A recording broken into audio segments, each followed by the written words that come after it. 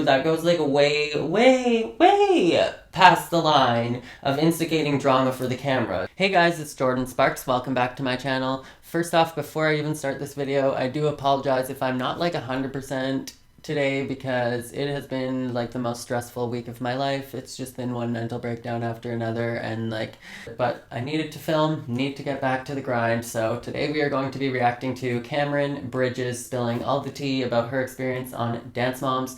This one is raw, this one is, well, you'll see. Let's hop right into it. If you're brand new to my channel, make sure to subscribe. If you want to see more of me, tap the bell notification so that you get notifications every single time that I upload, and give this video a thumbs up if you like it. And all that being said, let's hop right into it. I'm super scared that this is... Oh my god, why is my car so freaking loud? Girl, at least you have a car. Yeah. Shall I start driving? So... It's been a while, I know. Sorry that I look really ugly. No self-deprecation in 2019. We need to tell ourselves that we are beautiful and love ourselves. We decided to show up right before school started. It's fine. But so today... Oh, there's a kid in the road. Oh, okay. Okay, but today I'm going to be talking about, finally, my experience on this little show thingy. People have been asking me to do this video probably since the show, like, you know, ended. Never wanted to do it because, I mean, I don't really know. I guess PTSD. I used to be very sad talking about it. I used to be very uncomfortable talking about it. I didn't really want to talk about it. Hi. Oh, he's working out, so he doesn't want to talk to me right now. But yeah, we're going to be talking about my experience today because I finally got the balls to do it. I guess it's a good time because now I don't care anymore about it, and I'm just going to be completely honest. Like, you know, if I would have done it before, I would have left stuff out, significant things out, but now I'm just like, no, I mean, I'll tell the truth. Yeah, true. Sometimes it's better to just like wait it out and really collect your thoughts and think about what you want to say and what there is to say before you just start speaking. So respect to Camryn for that. It was so long ago, who even cares anymore? I don't. Let's start with my overall experience. Like, I'll give it a rating. I would give my experience a good 5 out of 10. Yikes. And whenever I say that, people get so mad because they're like, you should be grateful for the opportunity Abby gave you and you should not be mad about it at all and blah, blah, blah. First of all, don't tell me how I should feel. Because 2.5 of it was, yeah, like, I'm really grateful. It was a very positive thing in the sense of me meeting choreographers, me getting to be in LA, me just getting a platform in general, a little platform in general. But then it's like, I literally had to go to therapy after that mess. And they always made me look like a loser, back row dancer, all this stuff. Just bad. Yeah, honestly, I'm so tired of anybody telling any of the girls how to feel. They are all welcome to feel how they feel after their experience. That goes for the moms, that goes for Abby as well. Like, you can't tell somebody how they're supposed to feel. I'm glad that she said she is grateful and that she pointed out what she is grateful for about this opportunity, but that doesn't mean that she has to hold this opportunity in, like, dazzling regard as if it was the best thing in her life when it really wasn't. And if it wasn't, then be honest with yourself is all you really need to do. As long as she's being honest in the way that she expresses herself, that's all that's important. They would be twisting me and my mom's words to the point where my mom got so skinny on that show because she never ate. Because her anxiety was that bad that she wouldn't eat. She would if she ate something, she would literally go throw up in the bathroom because that's how bad, like, that stuff would make her stomach hurt and all this stuff. And I knew what she was doing. She would never tell me because she didn't want to make me worried or concerned or anything like that. But I always knew that she was sick. I always knew it. And, like, nobody really cared. On that note, she doesn't mean she was, like, forcing herself to purge food, if that's what any of you guys are thinking. She literally means something that I've experienced myself. It was, like, the reason why I had to leave college and take a year off is because when you get to a point of such high-strung anxiety, a lot of the time you can't even eat or even have any kind of appetite literally sometimes for days or weeks on end. And I did notice her mother lose a lot of weight while watching this show, so I'm not surprised to hear that, but that I can definitely relate to that from my own experience. And it is the worst kind of experience ever, because if you can't eat, you're so anxious, then your entire mental health starts to fall apart, and your physical health. Nobody cared. Literally nobody cared. And that was the main thing. Like, I just felt like nobody there cared about us, like, at all. And that's just the God's honest truth. Like, this video is going to be very truthful. So yeah, that's what makes up the 5 out of 10. Definitely does not get a better rating than that.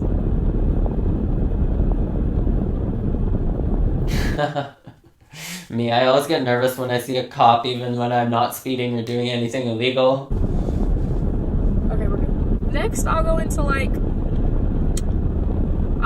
how I was treated. So from the girls, I was treated good in the beginning, not good in the middle, and like towards the end, it was kind of just like, I'm here. Like, I'm just here. In the beginning, they took me and the other girl who made it. They took us out to the mall to get ice cream. They were asking us questions about ourselves, asking us where we were from, and all this stuff. And I'm just like, wow. And that was the first 2 weeks, because the second week was Kalani's birthday party, Abby's birthday, and the week she got the car, I'm pretty sure. But then we get to Pittsburgh. This is like, I don't even know what week. That was the week all the drama went down about me not wanting to be there, even though all I said was I missed home. And that I was missing homecoming, my first homecoming, that I was sad. Don't know how that translates to me not wanting to be there, because that was my dream. I literally left home and was sacrificing my education and my freshman year of high school to be there. Yeah.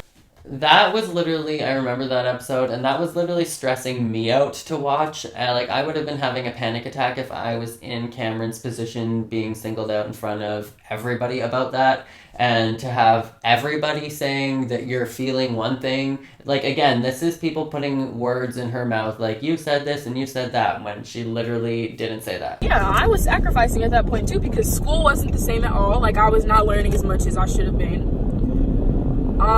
As far as all my best friends for years, I was missing their quinceañeras, their birthday parties, just all this stuff that we had been planning to celebrate and, you know, do since we were little kids. And yeah, I was sad.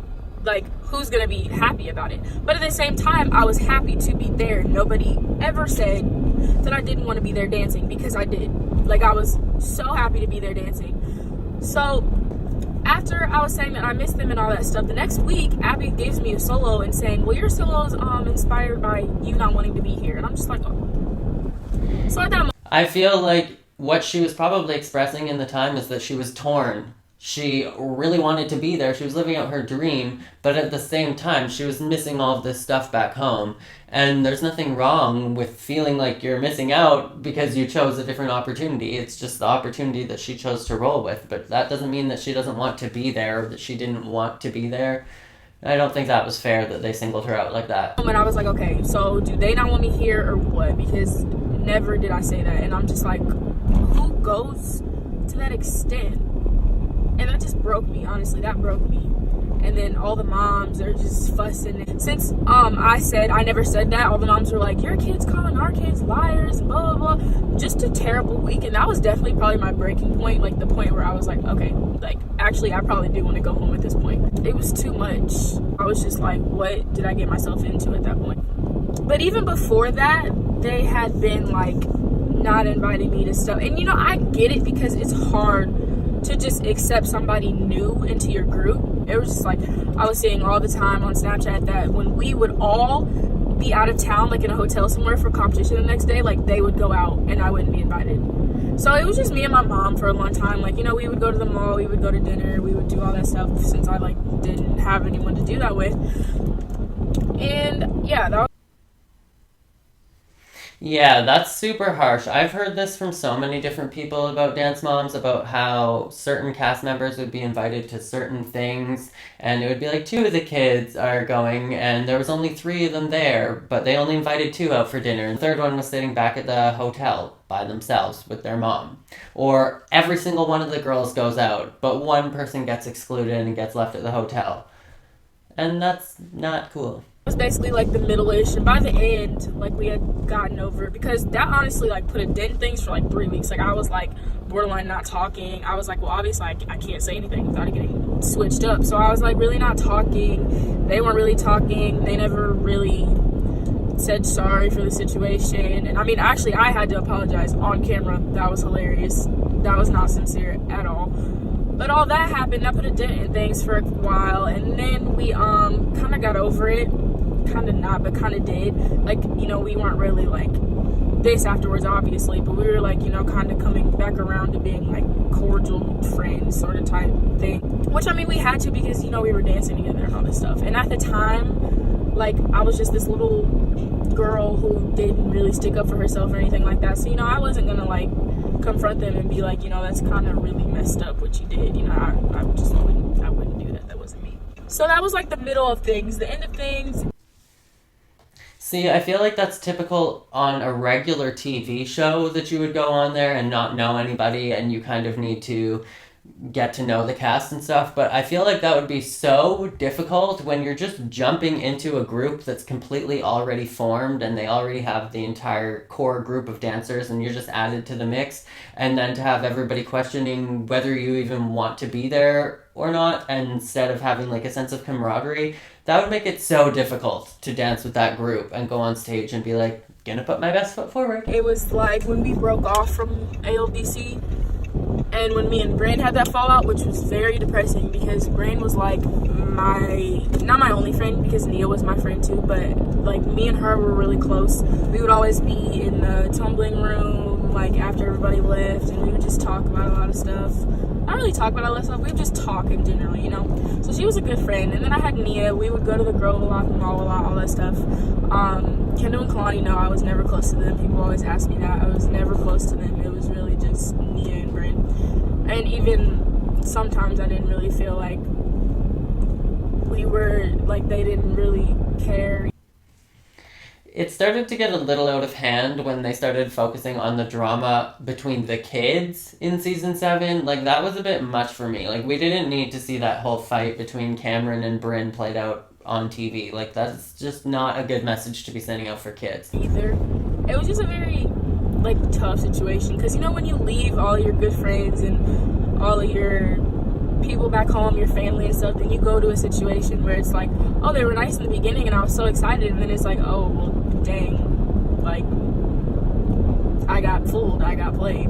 It was pretty sad, honestly. After the show ended, me and Bryn, we did, a lot of people know, we did make up, we did have a fight whenever we broke off from the ALDC team, which was such a stupid fight, but we did get back together. Not get back together, we're not a couple, but we did, like, come back together. Me and Nia, we fell out because of the Irreplaceables tour thing, because I got upset because I was like, you know, she was like my only friend on that thing, because me and Chloe were, she was really sweet, but I mean, I wouldn't expect her, Kendall, or Kalani to, you know, tell me about the tour, because we just weren't close. But me and Nia, like, I flew out to California and I stayed with her for her birthday party, and like all this other stuff, like, we just did. She was probably the person I was closest with, and I texted her and I'm just like, why didn't you tell me about this? Like, I couldn't have had a warning, like, you couldn't have gave me a heads up, like, nothing like that. I had to find out on social media that you guys were going on tour without me, even though I was included in the Irreplaceables name. If it was called a Dance Moms tour, I'd be like, oh, okay, have fun. It was called the Irreplaceables tour, which I actually was a part of, so that's the only reason where I was like, Okay.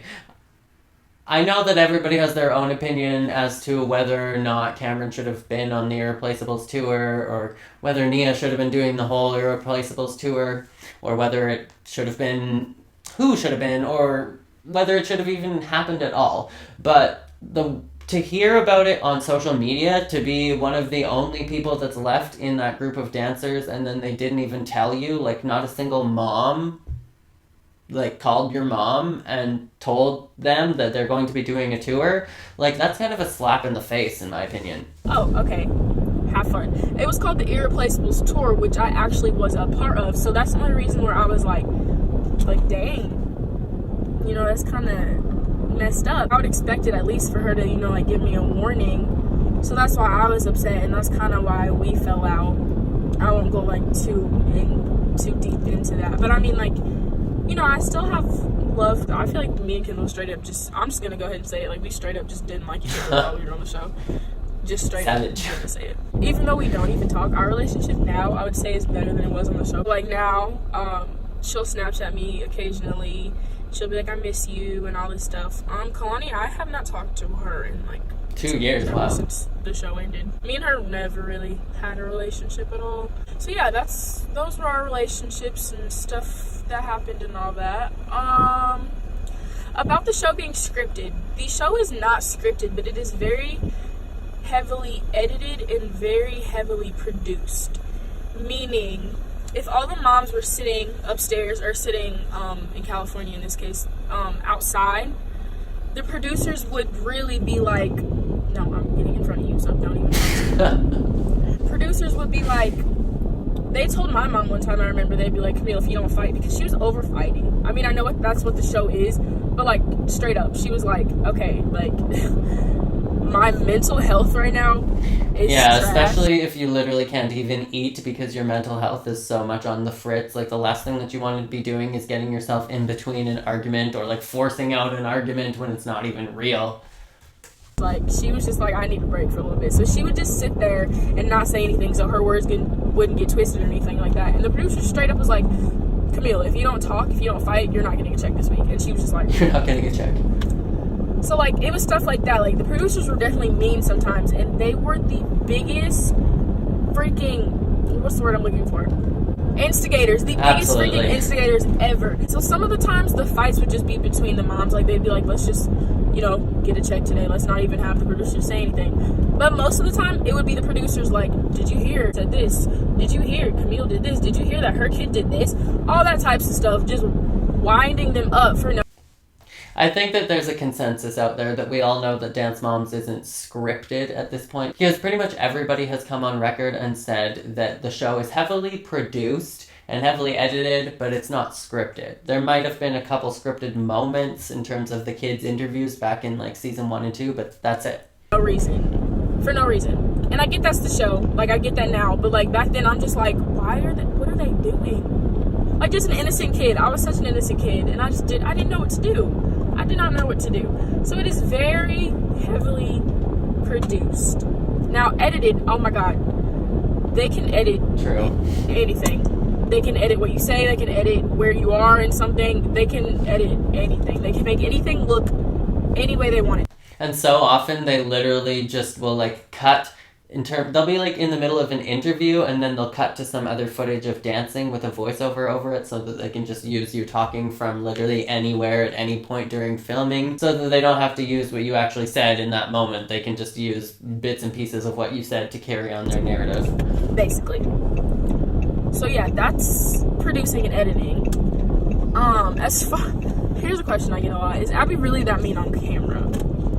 This kind of turned into like a Q&A sort of type thing. She was nice to me off of camera, but on camera, no, she would not give me the time of day.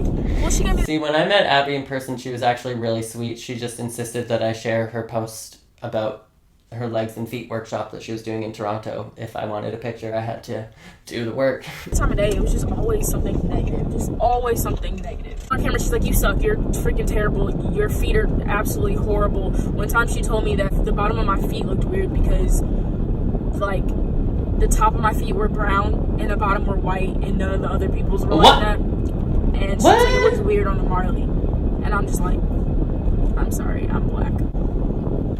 Okay, no, honey. If that is actually true, that goes like way past the line of instigating drama for the cameras. Like, no. Like, nobody should ever be saying that effing ever. Anyways, that's how she was on camera. Very produced. Off of camera, she's not that bad most of the time. I mean, she didn't really treat me like.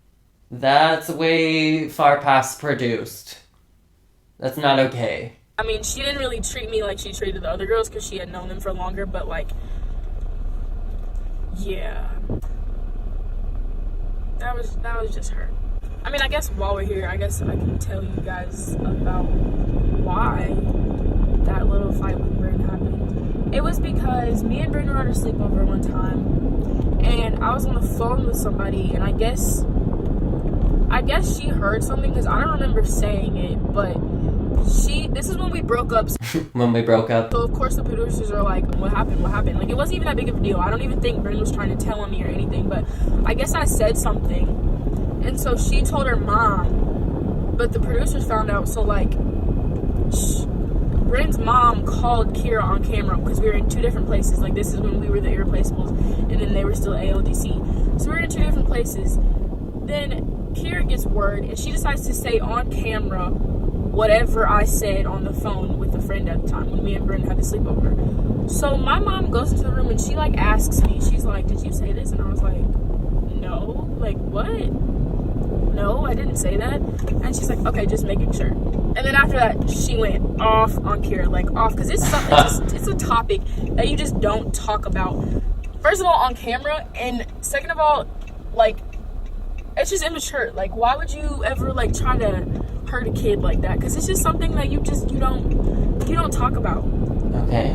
Especially as a 14-year-old, like, you just don't set somebody out like that. Especially if whatever was heard or something, like, wasn't even said by me. It was just a very sensitive thing. It's very sensitive. And I mean, I'm guessing y'all can like kind of infer some things. Probably not, because you probably don't really know what I'm talking about at all. But nope. No, it was just that. And so I then, because I heard my mom screaming, so I then go out there. I have, like, this was probably my real breaking point, because I have never talked to a parent. I've never cried. I've never like fought with anyone. I've never had the urge to fight with anyone on camera. Like, never. I just didn't care. I was just the girl. You guys know, I was on TV, and I was just the girl that was there like this. Never talked because of my freaking anxiety that developed there. Never just put myself in any situations. And I hear this, and she seems scared. Mad. I was so upset, and I was like, well, I at first asked my mom. I was like, did she really like say that on camera? And my mom was like, yeah, she said that on camera. So my mom goes out there, she starts yelling. I follow her. I start yelling. My mom stopped yelling, because I had it all. I wasn't cussing. I was not cussing at all. I was very proud of myself, and my mom was very proud of myself. I had it all. Like, that's how mad I was.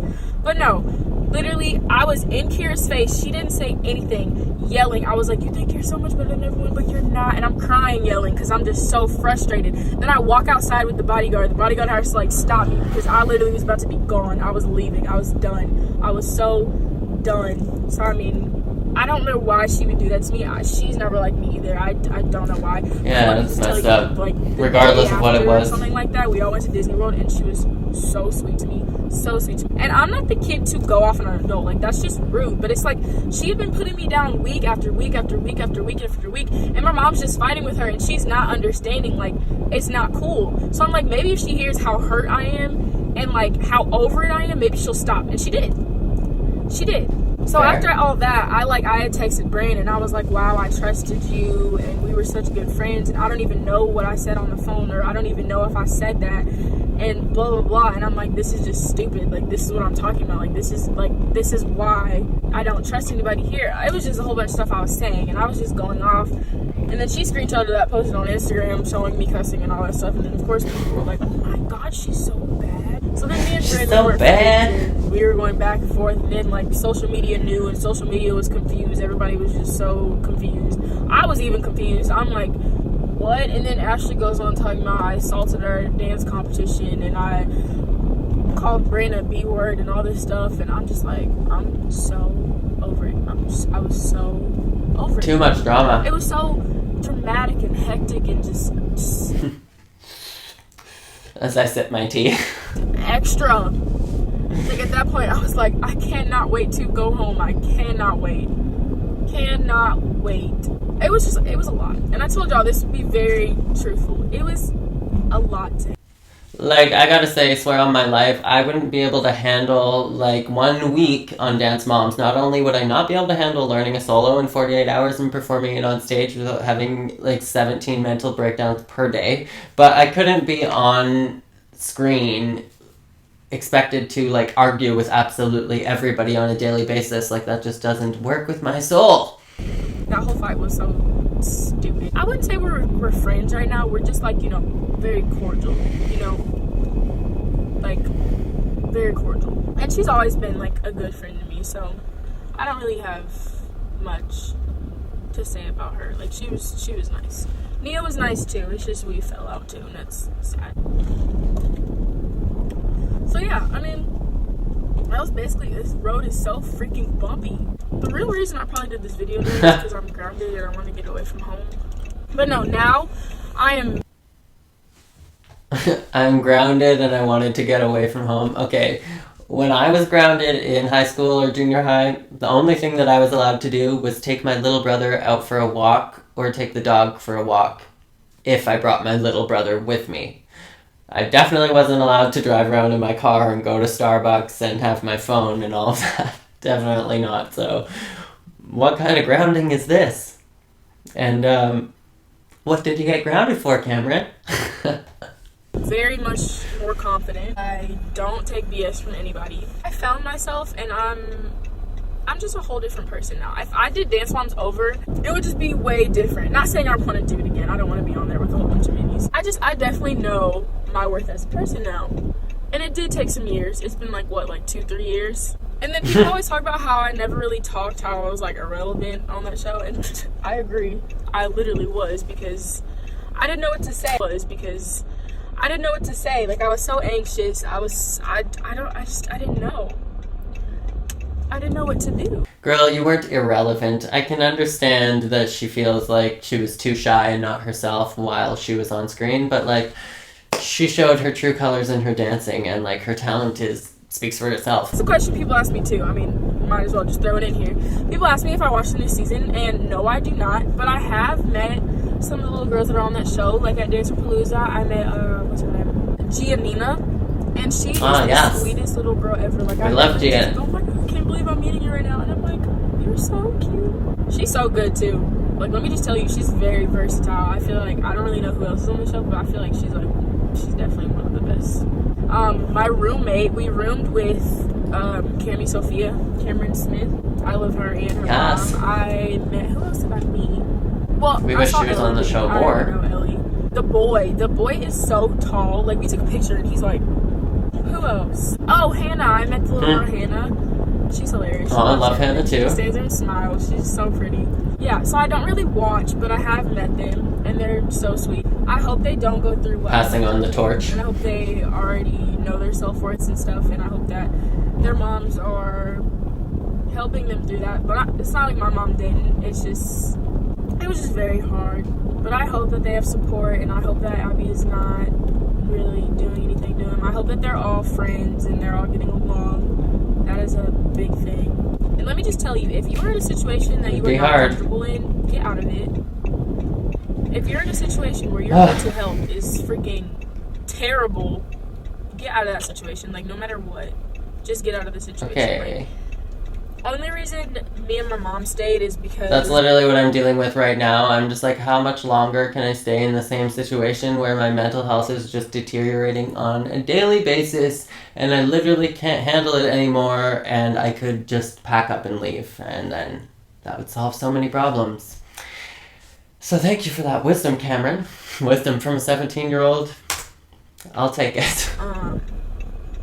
The bad things kind of happen at the end, and we're almost there. Like, it doesn't even matter. We'll be home in like 3 weeks. So we just finished out what we started. I mean, if it was that bad from the beginning, most likely we wouldn't have stayed. Just don't let people break you down. That was my number one thing. Just do not let people break you down. You are perfect the way you are. You don't need validation through other people. You just be you. No, okay, she's very wise. In your lane. Like, there's lines. Love yourself. That is a big thing. Love yourself, because I did not love myself. I don't know when, like, my self-love just went away. But I know when I came back from there, it wasn't really there. I really didn't like myself, and that was a really sad point in my life. And I feel like that's something I'm struggling with right now as well, and I'm at a point where I'm pretty neutral with myself. I don't look in the mirror and like self-deprecate and think you're ugly, but I'm just at a point where I feel like I've beaten myself down for so many years, and I'm just starting to get to a point where I'm recognizing all of those patterns and trying to build myself up to be the best version of myself that I can be, but I'm like just at the very bottom after the entire lifetime of beating myself up and telling myself that I'm not good enough every 5 seconds. So I feel like I can totally relate to that, and I feel like she has a lot of wisdom to share for somebody that's only 17. Therapy, it did help, but it's definitely like a self journey. Like, you just have to do things you love and remind yourself why you do what you do and remind yourself that you're enough and all this other stuff. But yeah, that's all I have for today. I don't really think I missed anything. If I did, then I'm sorry, but I'll answer any questions you have separately. I wish the best for everyone, and I hope nobody goes through what I went through. And if you are, just know it gets better. If you have anxiety, I have anxiety. I know it sucks so bad. Anxiety is very weird. But trust me, I know what it's like, and we can all get through it. If you're going through depression, I know what that's like too, because I was depressed after I came back from California. You can get through it. You're strong. But yeah, I think Thank you, that's Camryn. all. Thank you guys for watching. I will see you next time. I definitely was not expecting this video to take a turn like that at the end. I feel like the last 5 minutes of this video was literally everything that I needed to hear for some reason. So the universe has a weird way of working in weird ways. So I am glad that I filmed this video today, but honestly, I've been struggling so much with my mental health lately. My anxiety has been through the roof every single day for I can't even count, and I'm just kind of shocked that ended up being the very end of that video. But anyways, I think that she has a great head on her shoulders, and I think she was really thorough at explaining her entire situation from every perspective, really, and really sharing what her story was and how it affected her. But being grateful for the opportunity that she was given on this show. Told you guys what I thought about this. Let me know what you guys think about Camryn's journey on Dance Moms. Feel free to chime in about literally anything that I mentioned in this video or that Camryn mentioned in this video. If you have any other suggestions for other videos that you would like to see from me, then definitely let me know down in the comments below. Like Camryn said, I hope that if you guys have anxiety or depression, or if you're dealing with any of those kinds of things, that you do have the courage to not stay in any kind of situations that are causing that for you, any kind of situations that are bad for your mental health. It is okay to leave them behind, and I hope that you guys know that you are loved. Wishing you guys all the best, and I think that is it for this video. So as always, make sure to be weird, be wild, and stay sparkly, and I will catch you guys in the next video. If you haven't yet, make sure to give this video a great big thumbs up, and of course subscribe to my channel before you go, and I will talk to you guys later. Bye!